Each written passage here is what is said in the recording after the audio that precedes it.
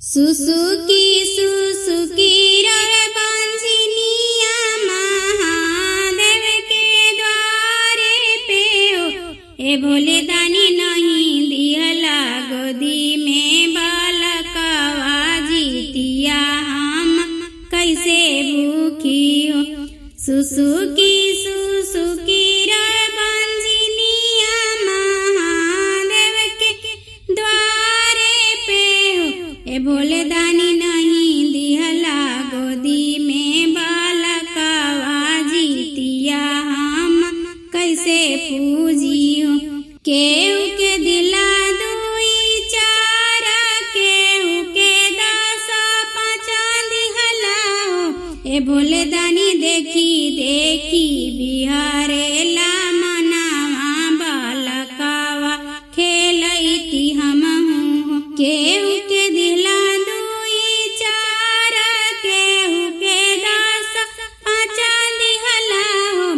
ए भोले दानी देखी देखी बिहारेला मनावा बालकवा खेलैती हमहू। सब परबैतिन मिनी बारत करे हमहू बारत करती हो।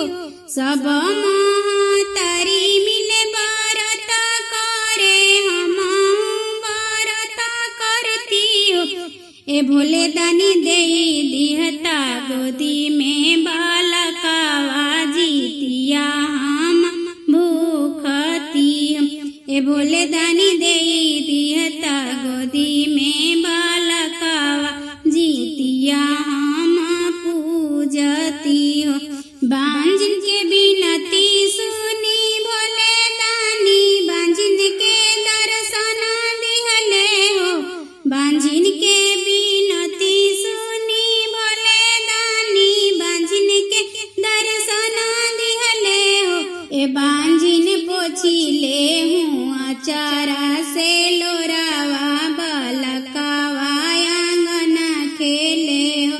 एते वही पोछी ले हूँ आचारा से लोरावा बालकवा गोदी में खेली है हो। एते वही तू करिहा जीतिया परबिया जित बहन बाबा बालक दी हो।